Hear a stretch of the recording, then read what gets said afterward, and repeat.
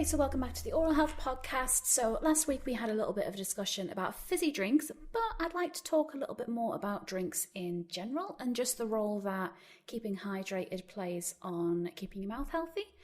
Here with Karen, as always. How are you doing, Karen? I'm good, thank you. Glad it's Friday. Yeah, it is lovely to be ending the week. End the week on a high with hydrating. Oh, love that. Love that. Brilliant. Pun of the day. Got it. So yeah, just wanted to have a chat really to see why being hydrated is good for your mouth as well as just your general health. Yeah, I mean, we did touch on it last week when we were doing Fizz Free February about the importance of keeping yourself hydrated. I mean, we all know that feeling of being dehydrated. You know, your thirst, you're feeling tired. It shows on your skin. Lots of different ways that we can show that we're dehydrated. However, in the mouth, you don't necessarily see it. And there are a lot of people that do suffer with dry mouth that don't actually realise quite how dry their mouth is. So it is important to keep hydrated. The best thing to do that with is water. Water is the best thirst quencher that you can get. So, you know, it's much easier to have access to water all the time. So, I mean, I do tend to carry a, water bottle around that keeps it nice and cold, so that you can just keep sipping on it all day. I mean, the problem with not having enough moisture in your mouth is that you are more susceptible to dental decay because you haven't got the buffer of the saliva. So you haven't got that action of neutralising the sugars and acids that are going into your mouth when you're eating or drinking anything. So, steer clear of your fizzy drinks and your juices and squashes and things like that, if you can. If you can't, really dilute them. Have them with a straw so they're less in contact with your mouth. Now, I think we all suffer with dry mouth from time to time, and it could be that we just need to have a drink of water. There are some people that have a dry mouth through other things. Yeah, so, like a medical reason. Yeah, there can be medical reasons. Head and neck radiation can knock out the salivary glands. But also there are hundreds of medications that are prescribed, especially for high blood pressure, antidepressants, lots and lots of different medications that will be prescribed to you by your doctor for a medical condition, which reduce your saliva flow. So if you are finding that your mouth feels really, really dry and you can't hydrate it by just having water or perhaps a special rinse to hydrate your mouth, speak to your doctor, see if there's another medication that will do the same thing for your medical condition but doesn't have the side effect of dry mouth. So it's worth noting that. And speaking to your dentist about it. If your mouth feels, when you wake up in the morning, your mouth does feel dry. My mouth's feeling dry now talking about it. Because we're talking about it, yeah. It's like, I feel it. Yeah, I feel really dry now. But when we go to sleep at night, our saliva flow reduces by about 50%.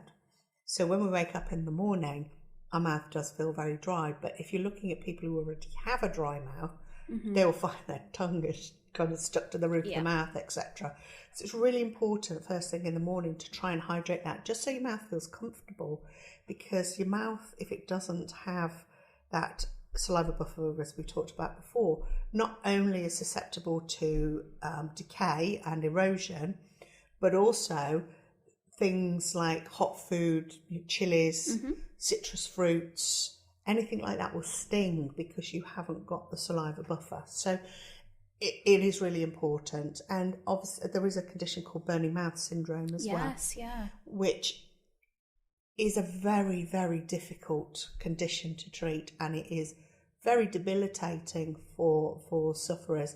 Now, when you feel that your mouth is burning all the time and there is no clinical reason for it, it's really hard. So sipping cold water is probably something that somebody with burning mouth syndrome would want to do, or little shards of ice as well. Yeah, like ice chips or just holding them in their mouth will help that. But when we look at our body works better if it's hydrated. when we go to very hot countries, and we're not quite used to that kind of heat here, and but the amount of water that they have to drink to keep hydrated is probably more than we do. Yeah. But when we look at how much we're supposed to have per day, it's not all from the liquid, it's from the liquid in our food as well. It's like talking about burning mouth and things that can cause dry mouth. Like, it's on my list of medications, definitely, as like a main side effect. And it comes and goes, but especially with like head and neck cancer patients, some of the ones I've spoke to, they have there's like dry mouth products that obviously I won't name brands because there's loads of them and I don't want to put myself in those shoes, but they're like little tablets that you can put in and they dissolve and they help. Lots of different things. You may have to try slightly different presentations, but there are so many. So when you're at home, it's much easier to rinse your mouth or use a gel. When you're out, it's much easier to pop one of these tablets in, or even use a dry mouth chewing gum. And chewing gum as well is really good at hydrating your mouth. It does, it makes you produce saliva. So anything that's going to produce more saliva when you're not producing enough. But that's a different category to people who just don't drink enough fluid. They can do something about it really easily. It's more difficult for people who have a dry mouth through medication or have burning mouth syndrome.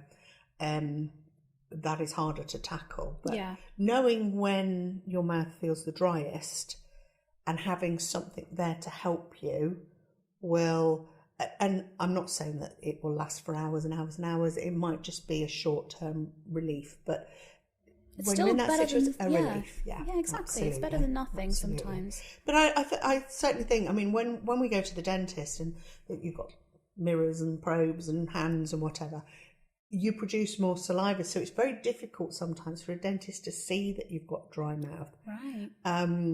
Unless it's quite profound, because if your saliva flow goes down very slowly, as it does as we age, you tend not to notice that your mouth is drier than it once was.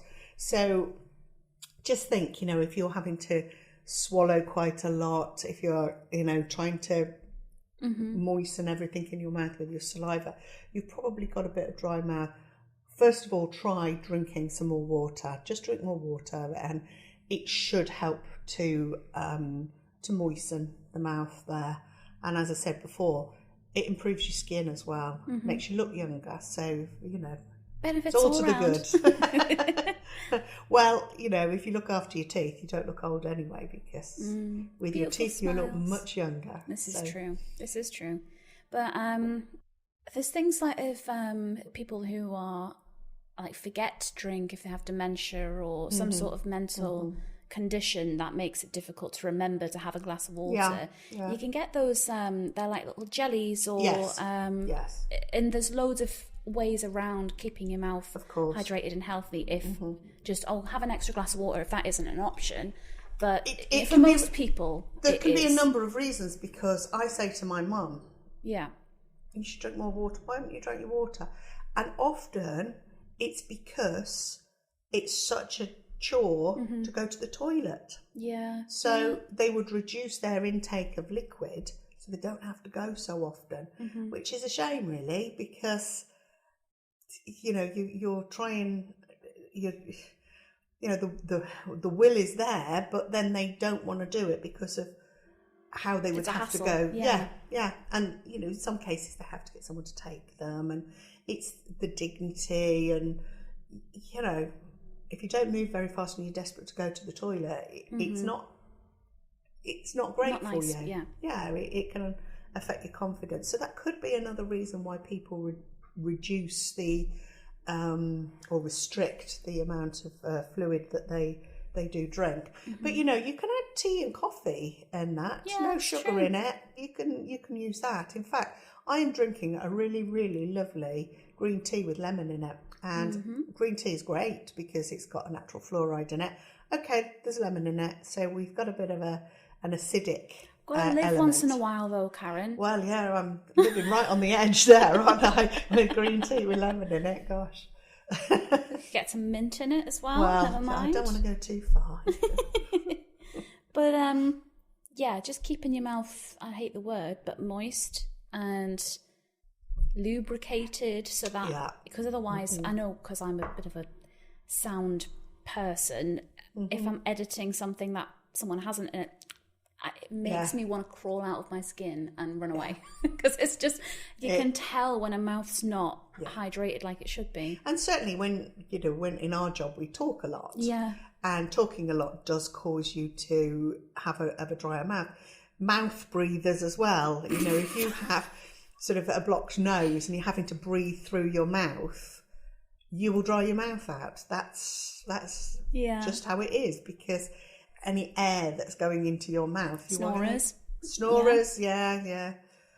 Anybody with a blocked nose, with a cold, you're going to mouth breathe. But there are some people that naturally mouth breathe. And, it's it's not just about the health benefits, although they're really, really important. It's comfort as well. Yeah. So hydrating your mouth, everything will feel more comfortable. I mean, I don't know whether you experience it, but if you get up in the morning, I generally brush my teeth first thing, and then, we have the 40 minutes afterwards before we eat.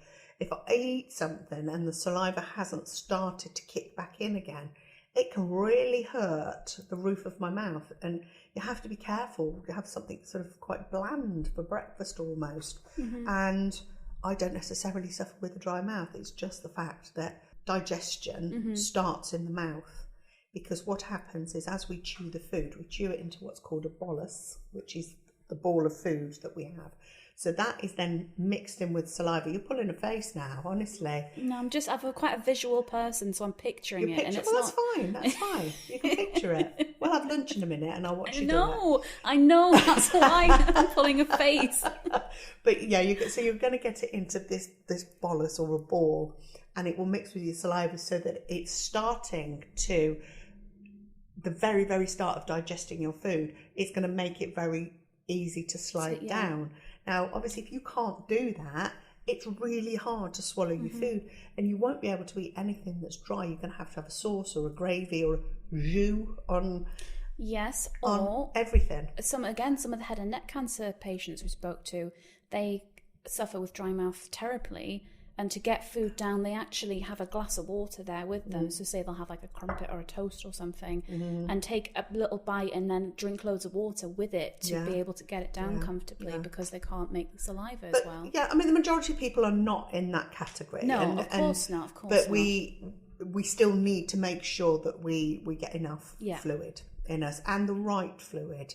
So not going out drinking your Pepsis and your lemonades and your... No, please. So I think there would be counteractive, and I'm sure that there is evidence to say you actually feel more thirsty when you drink those, because they're not actually quenching your thirst. So ideally milk, water, tea, coffee. I know we're looking at staining, but without sugar in. Yeah. Don't put any sugar in. Yeah. I love a smoothie, but I know they're bad for your teeth. If you read the back of the smoothie packet, actually what the fruit is in there, 23 grapes and all that. If I put that amount of fruit in front of you, you'd go, there's no way I can eat all that. That's for 10 people, that is. Yeah. And that is what you're getting in your smoothie. Although it's smaller, because it's the juice in, it's exactly the same sugar as if you were eating that whole platter of fruit, which we just wouldn't do. So, being a visual person, if you can imagine all of that fruit... Yeah, I can. It makes me a bit uncomfortable that I drink it, but it's... Yeah, we'll talk about that more another time. I think we should, Give me another thing to avoid that. Another thing to nag you about. Yeah, pretty much. But no, what I thought, and no pun intended, was going to be quite a dry topic is actually quite interesting when we get into everything that it involves. Well, I'm here to entertain you. Well, yeah, that's the main reason we keep you around, Karen. But next week we'll be back with something else. But I hope you enjoyed, and go and have a glass of water, because you probably haven't. So go and do it now. I need one now. Yeah, I do too.